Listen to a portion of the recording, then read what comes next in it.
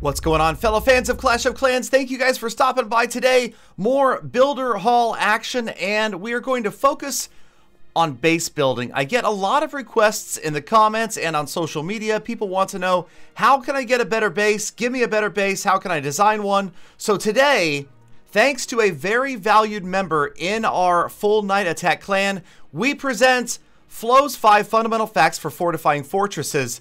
Yes, these are 5 tips from Flo that you could all use at pretty much any level for building a base that is going to be effective. And because honestly, you guys, base designs are a little bit more effective if they're original. Catching players off guard is one of the keys to having a good base design, but also I think you should probably follow Flo's 5 fundamentals. So we're going to take a look at some defenses by Flo and some of his attacks. He is a well-rounded player and puts up some really awesome attacks on the board as well. So here comes number 1. Keep the air bombs and the roaster near the builder hall. Now this may seem to be common sense, and some of these tips you guys are going to say, hey, I already knew that, I already do that, but let me tell you, a lot of players don't. A lot of players will move those air bombs way off to one side and then maybe wait the other side with firecrackers and archer towers. It usually doesn't work. You need to keep those key defenses, those splash defenses, in or near the core. Those are your only 2 splash defenses besides mines that will combat air troops, and air, very popular, very strong right now. So keeping those towards the center, absolutely fundamental. All right, number 2, cover the giant cannon with the air bombs and the roaster. So you're going to need it close. You don't want to get those 2 separated in the base either, so you're going to provide cover for the giant cannon because most ground attacks and of course people's battle machines are going to try to get the giant cannon out of the way early with other units. So if you've got it covered with the air bombs and the roaster, that is one more stumbling block for your opponent to have to overcome. Which takes us to tip number 3, and that is to keep those mega mines inside and protected by high hit point buildings.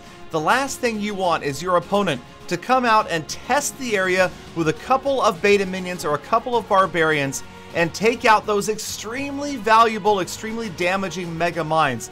Keep them closer to the core, keep them protected by other buildings, and also, this is just as important, I see a lot of players using push traps to push a unit onto a mega mine.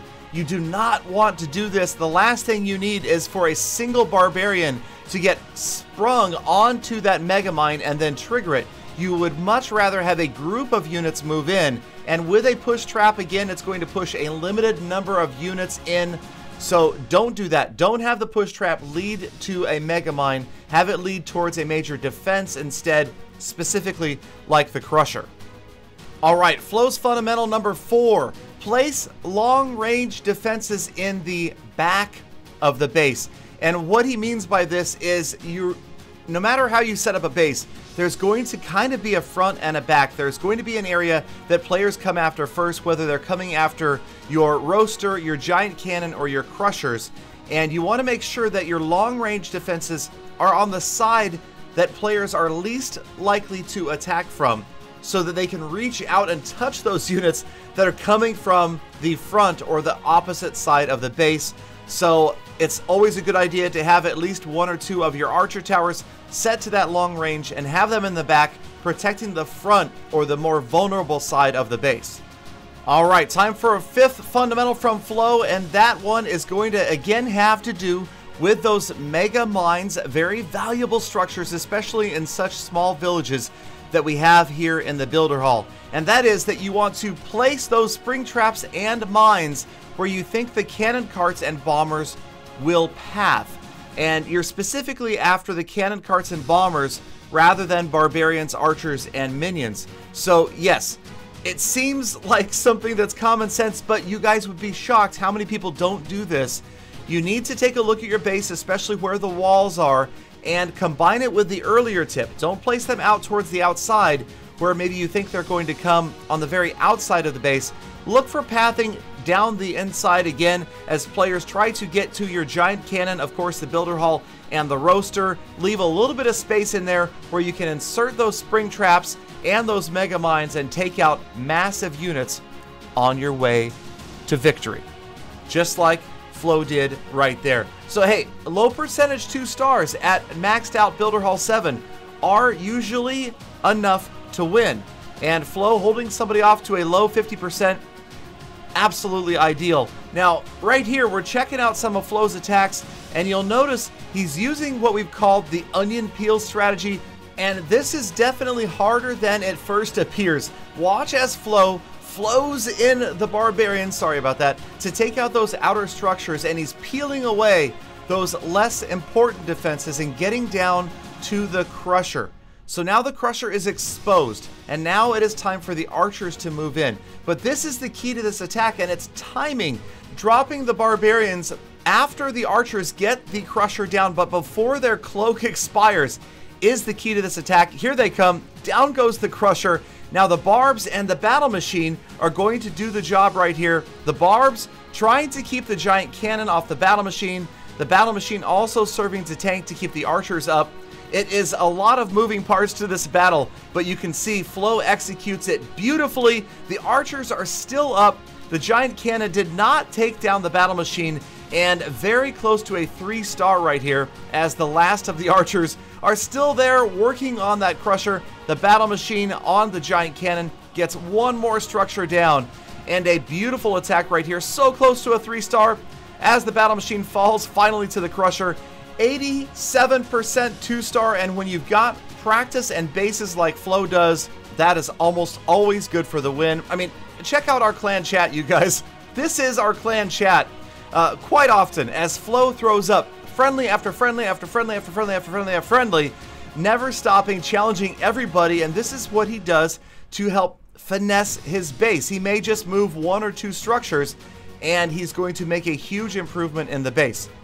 So speaking of improvements in bases, it's time for me to speed build one of Flo's bases, and then we will immediately take it out into multiplayer for a live attack and see how it performs. Again, I'm really hoping just to see, like, a low 2-star is usually good for a win if you can keep your opponent to under, say, 60% as a 2-star. This was a base that Flo sent me on Discord, and here we go.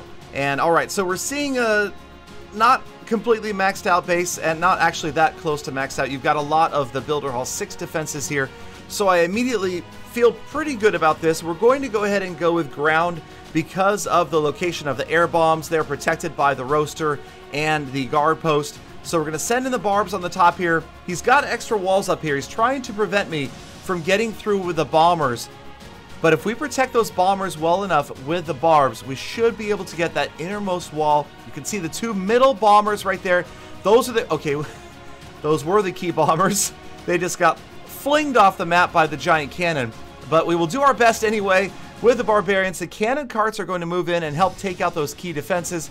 Hopefully we won't lose the battle machine to that giant cannon. Barbs broke through the wall there. On the opposite side, a few barbarians trying to get them to grab a few more structures. There goes the Builder Hall for the 1st star. Damage for the 2nd star is close. We've got a cannon cart. There we go. Cannon cart on the left-hand side working on that crusher. That's going to help keep the battle machine up a little bit longer. And we're still at 50%. A few more structures going down. 56, 8. Cannon cart on the left up. Another ability gets off. And it looks like we should be well into the 60s. The cannon cart doing great. Just keeping 1 up is usually enough. The battle machine finally going to go down, so that means the cannon cart isn't going to get much other work done. But hey, 72, 74% 2-star. Now Flo's base even comes close to holding up. We should be fine. The bomber not going to get there. We'll end this and we'll go over and take a look and see how the defense is doing, or did. It's over.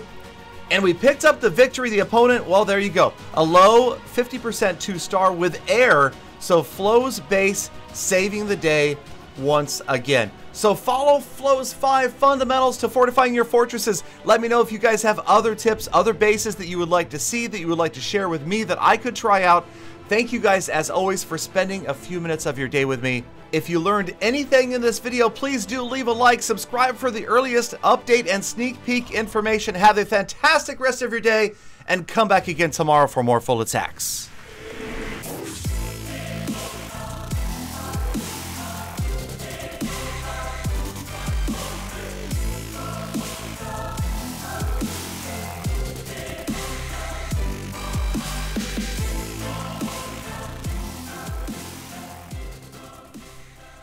Galadon.